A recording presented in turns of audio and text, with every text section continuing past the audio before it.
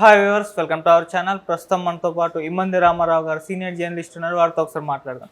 Sir నమస్కారం. Sir నమస్తే బాబు.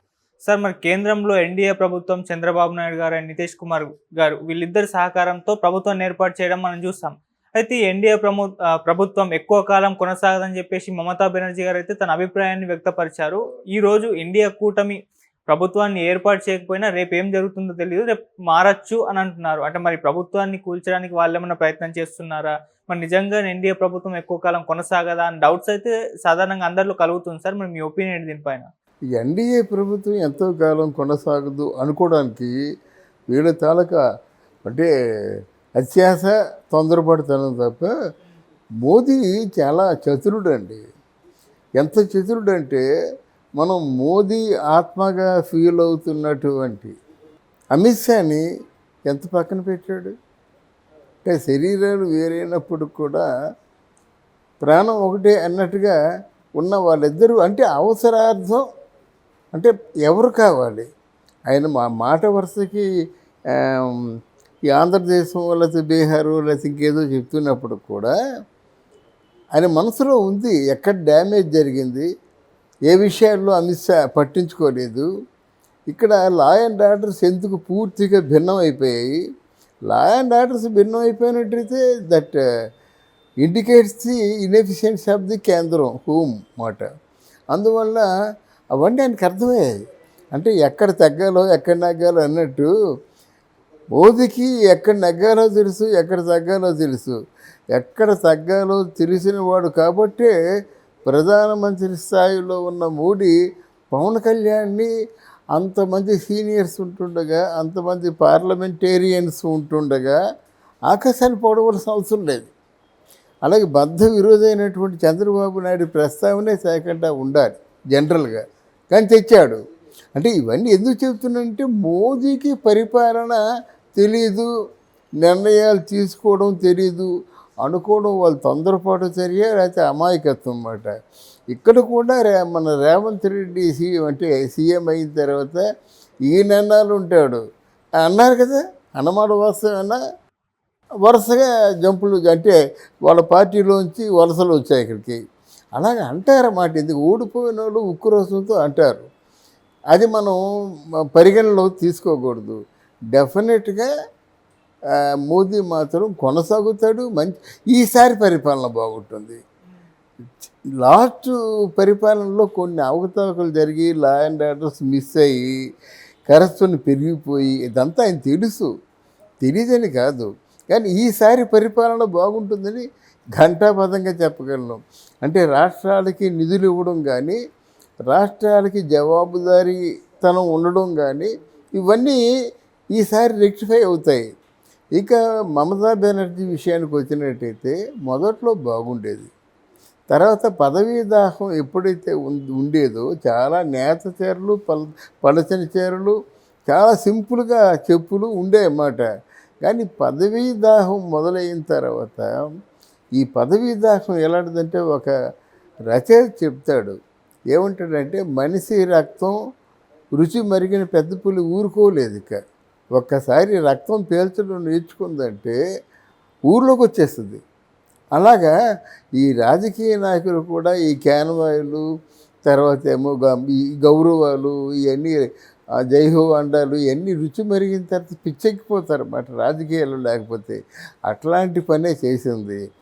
ఎప్పుడైతే ప్రశాంత్ కిషోర్ తాలూకు అధీనంలో మమతా బెనర్జీ లాంటి ఒక స్ట్రాంగ్ లీడర్ ఉందో అయిపోయింది. ప్రశాంత్ కిషోర్ ఏం చేశాడు, ఈ కాలుకి యాక్సిడెంట్ అయినట్టుగా కట్టుకట్టాడు. కట్టుకట్టిన మమతా బెనర్జీ ఏం చేసింది, ఒకసారి అనుకోకుండా లేచిపోయింది. అప్పుడు ఆవిడ తాలూకు ఆ నాటకం అంతా బయటపడింది మాట. ఎందుకంటే సహజంగా ఎక్కువ గీతలు ఉన్నప్పుడు బోర్డు మీద రాస్తే ఆ గీతల్లో ఈ గీత కనిపించదు.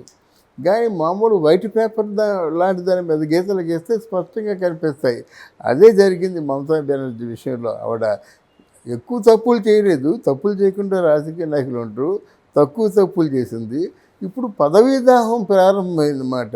ఇప్పుడు తరం అవుతుందంటే మోదీ గారిని దించడం, తర్వాత మోదీ గారిలో మార్పు రావడం చాలా గమనించి ఇప్పుడు వలసలు పోతున్నారు. బీజేపీలోకి. ఇక్కడ తెలంగాణలో బాగా వాళ్ళు ఇప్పుడు తెలంగాణలో వలసలు వెళ్తున్నారు, ఆంధ్రాలో కూడా బీజేపీ పార్టీ ప్రాణం పోసుకుంది కనుక ఇట్లాంటివన్నీ ఊహాగానాలే కానీ మనం పరిగణలో తీసుకోలేము. Modi is great. అంటే సార్ ఎన్డీఏలో అంటే ఏదైనా చిన్న గొడవలు అటు ఇటు అయినా కూడా కొంతమంది విభేదించి బయటకు రావడం అని చూస్తుంటాం. వాళ్ళని ఇండియా కూటమి క్యాప్చర్ చేసే అవకాశం ఉంది కదా! అంటే ముందు నుంచి కూడా చర్చలు జరుగుతున్నాయి. విభేదాలు కంపల్సరీగా వస్తాయని చెప్పి. కరెక్ట్. ఈ ఆలోచన నీకే ఉంటే మోదీ గారికి ఉండదా? కాదండి. ఈ ఆలోచన నీకే ఉంటే మోదీ గారికి ఉండదండి.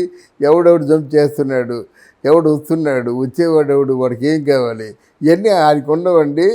అది ఒక పట్టాభిషేకాన్ని అంత కాలదన్నుకుంటారా ఎవరైనా? గనక అదంతా మనం ఊహాగానాలు. కానీ డెఫినెట్గా ఈసారి మోదీ మంచి అంటే better than the last term అన్నమాట. మంచి పరిపాలన అందిస్తాడు. ఎవరెవరికి ఎలా బుద్ధి చెప్పాలో చెప్తాడు. ఒకవేళ పొరపాటున ఎన్డీఏలోంచి వెళ్ళిపోయినట్టయితే వీళ్ళందరి ప్రాణాలు ఆయన పిడికిట్లో ఉన్నాయండి. మొత్తం ఎవరిని ఎలా నోరు మూయించాలో ఆయన తెలీదు, ఎవరిని ఎలా పట్టి తిహార్ జైలు పంపించాలో తెలీదు. కనుక ఆయనంటే భయం ఉంది, ప్రేమ ఉంది, రెండూ ఉన్నాయి. కనుక ఆయనకి పరిపాలన దక్షత ఉంది ముఖ్యంగా.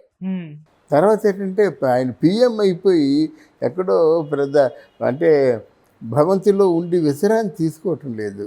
పిఎంగా అయిపోయి ప్రజల మధ్యకి వెళ్తున్నాడు, ప్రజలతో కలుస్తున్నాడు, వాళ్ళు నిలబెట్టిన వాళ్ళు ఎంకరేజ్ చేస్తున్నాడు. ఎవరైతే నిలబెట్టారో రావాల్సిన అవసరం లేదండి. ఆంధ్రాకి తెలంగాణకి రావాల్సిన అవసరం లేదండి. ఎవరో ముఖ్య నాయకుడు వస్తే చాలు. కానీ అండు వస్తున్నాడు, ఎండనక వాననక కష్టపడుతున్నాడు, పార్టీ బాగోగులు చూస్తున్నాడన్నమాట. అది మోదీకి బాగా తెలుసు. సార్ ఈవెన్ అంటే ఇండియా కూటమి నితీష్ కుమార్ గారికి కూడా పిఎం పదవి ఆఫర్ చేసింది అని చెప్పేసి బయట పెట్టడం చూసాం నిన్న మన ఎన్డీఏ కూటమి వాళ్ళు. అంటే మరి ఆయన అయితే వెళ్ళలేదు. మరి ఫ్యూచర్లో ఏమైనా ఎన్డీఏ కూటమిలో ఉన్న వాళ్ళకి ఆఫర్ చేస్తే వెళ్ళే ఛాన్సెస్ ఏమైనా కనిపిస్తాయంట? ఇండియాకు గెలవాలి కదండి. ఇప్పుడు లాస్ట్ ఇయర్ పరిపాలనలో కొన్ని మళ్ళంటే చెప్పుకున్నాం ఈ లోపాలు ఉన్నాయండి. కుటుంబంలో ఎక్కడో గొడవ జరిగి అరాజకాలు పెరిగిపోతుంటే కుటుంబ పెద్ద పట్టించుకోలేదు కదా. అవినాష్ రెడ్డి పూర్తిగా హత్యకి సూత్రధారని తెలిసిన తర్వాత వెంటనే మూయించేయాలి కదా, కవితను మూయించినట్టు. ఇట్లాంటివి కొన్ని ఉన్నాయి. కొందరిని కాపాడడం, కొందరిని జైల్లో వేయడం చేశారు కనుక అలా ఉంది. ఇప్పుడు అలా కాదు కదా. మళ్ళీ ఇండియా కూటమి గెలుస్తుందని నేను అనుకోను. ఎందుకంటే ఆయనకి లీడర్గా ఓ సీరియస్నెస్ లేదు.